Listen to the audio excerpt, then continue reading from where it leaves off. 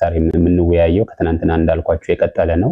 ትናንት ጀምረ ነው ነበረ በኔትወርክ ምክንያት አቋርጬ ነበር የወጣሁትና በሱ ዙሪያ ነው ዛሬ የምንወያየው። የጉበት ጤና ችግር ከሚፈጥሩ አንዱ የጉበት ቫይረስ ነው። ሌሎች በርካታ ምክንያቶች አሉት ጉበት የሚታመምበት የሚጎዳበት። ለምሳሌ በባክቴሪያም ይጎዳል ጉበት፣ በአልኮል ይጎዳል፣ ሐኪም ያላዘዛቸው መድኃኒቶች ደጋግመን ስንጠቀም ጉበት ይጎዳል። በቫይረስ ደግሞ ይጎዳል። ስለዚህ በርካታ መንስኤዎች አሉት ጉበታችንን ሊጎዳ የሚችል ማለት ነው። ስለዚህ ቫይረሶቹ ደግሞ በአምስት ነው የሚከፈሉት። 5 አይነት ቫይረስ አለ። ከኤ እስከ ኢ ይከፈላሉ። ኤ ቢ ሲ ዲ ኢ ተብለው ለ5 ይከፈላሉ።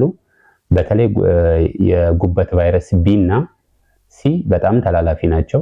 በተለምዶ የጉበት ቫይረስ ቢ በእኛ ሀገር የወፍ በሽታ እንለዋለን። በተለምዶ የወፍ በሽታ ይባላል። ምንም ከወፍ ጋር የሚያገናኘው ነገር የለም። በቫይረስ ነው የሚመጣው። ጀስት ራሳችን የሰጠነው ስያሜ ነው። ስለዚህ ዛሬ በዚህ ዙሪያ ነው የምንወያየው። የሄፓታይተስ ቢ ወይ ደግሞ የወፍ በሽታ የምንለው በተለምዶ በዚህ ዙሪያ ነው ዲስከስ የምናደርገው።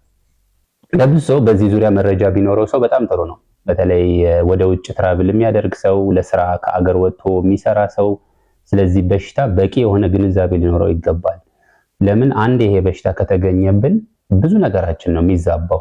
ብዙ ነገራችን አይዲ እስከ ማውጣት እንከለከላለን። በሄድንበት አገር በሰላም መኖር አንችልም። እየተሳደድን ነው የምንሰራው። በዚህ ዙሪያ አብዛኛው ሰው ግንዛቤ ሊኖረው ይገባል። በጉበት ቫይረስ ዙሪያ አይዲ ሲሰራ ሜዲካል ቼክአፕ ስናደርግ አንዱ የሚታየው ይሄ ነው። ሁለተኛው ኤችአይቪ ነው። ሶስተኛው ደግሞ ቲቪ ወይ ደግሞ የሳምባ ነቀርሳ የምንለው ነው። ከዛ ጋር ተያይዞ ሰዎች እየተገኘባቸው ነው ያለው።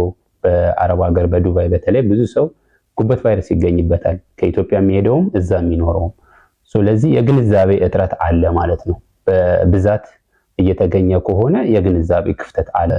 ጉበት ቫይረስ በጣም እየተሰራጨ ነው ያለው። ስለዚህ በዚህ ዙሪያ ነው ዛሬ የምንወያየው ማለት ነው። በተለይ ቢ በሚለው 5 አይነት ነው ያሉት፣ ግን ጉበት ቫይረስ ቢ ሄፓታይተስ ቢ በሚለው ነው የምንወያየው።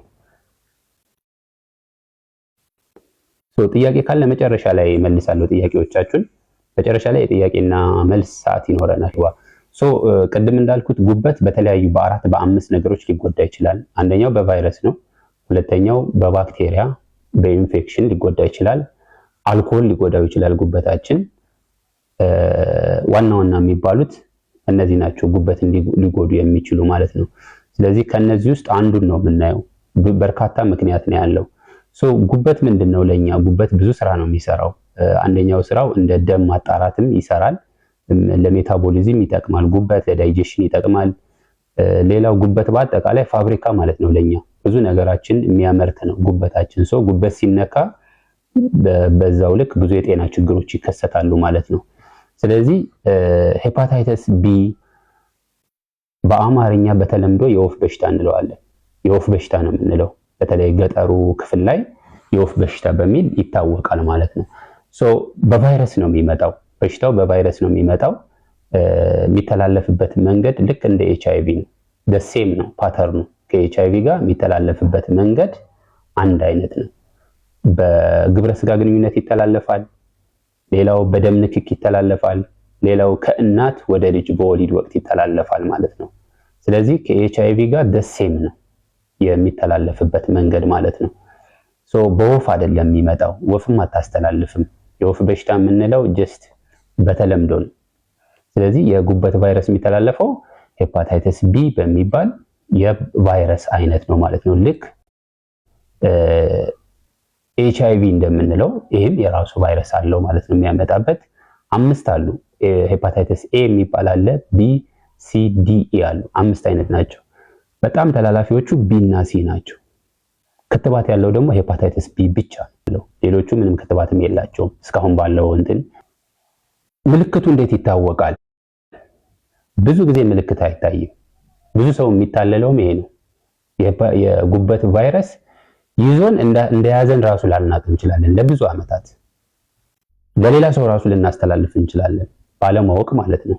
ለምን? ብዙ ምልክት አያሳይም። ምልክቶቹም ጉንፋን ነው የሚመስለው። በተለይ የመጀመሪያ አካባቢ ኢኒሻል ስቴጅ ላይ ኢንፌክሽን ባለበት ደረጃ በቃ ልክ ጉንፋን የያዘን ነው የሚመስለን።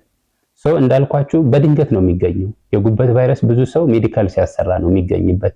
ሕክምና የደም ምርመራ ሲያደርግ ለሆነ ነገር ስፔሻሊ ሜዲካል ላይ አትኩረው ስለሚያዩ ይሄንን ይገኛል ማለት ነው።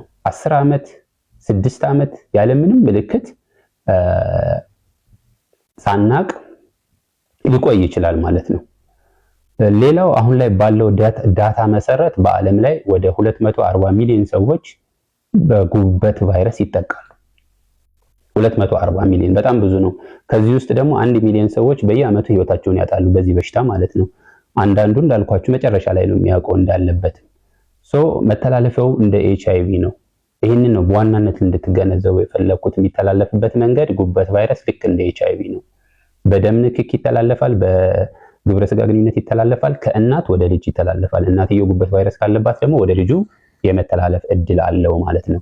የመዳን እድል አለው? አዎ የመዳን እድል አለው። በተለይ አንድ ሰው ከተያዘ አትሊስት በ6 ወር ውስጥ በተያዘ ዊዝን 6 መንስ ከመጣ ወደ ሕክምና ቦታ የመዳን እድሉ በጣም ከፍተኛ ነው።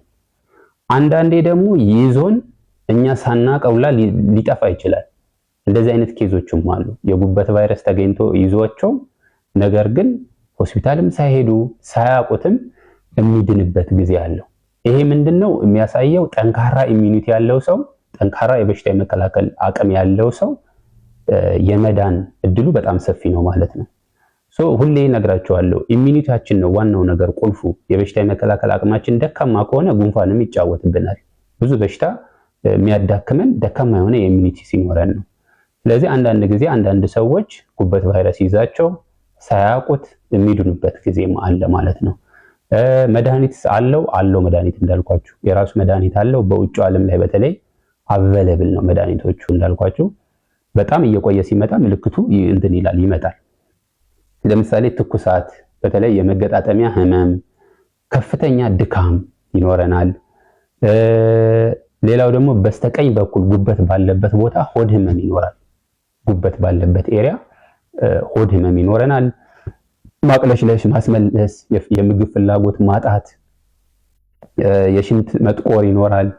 ከዛ በጣም እየቆየ ክሮኒክ ሲሆን ከኢንፌክሽንነት አልፎ ክሮኒክ ሲሆን በተለይ ጉበታችን በጣም ሲጎዳው ይሄ ፊታችን፣ አይናችን ቢጫ ይሆናል።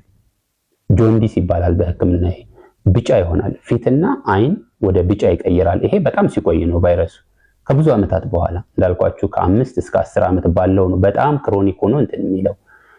ካልታከመ ከኢንፌክሽን ወደ ምን ሊሄድ ይችላል? ወደ ካንሰር የመቀየር እድል አለው። የጉበት ቫይረስ ካልታከመ ለረጅም ዓመት ሲቆይ ወደ ካንሰር፣ ወደ ጉበት ካንሰር የመቀየር እድልም አለው ማለት ነው። ምልክቶቹ እነዚህ ናቸው። ምርመራው በደም ነው የሚደረገው። ምርመራው ሄፓታይተስ ሰርፌስ አንቲጂን ይባላል። ምርመራው አንድ ሰው ደም ሰጥቶ እንዳለበት እንደሌለበት ማወቅ ይችላል ማለት ነው።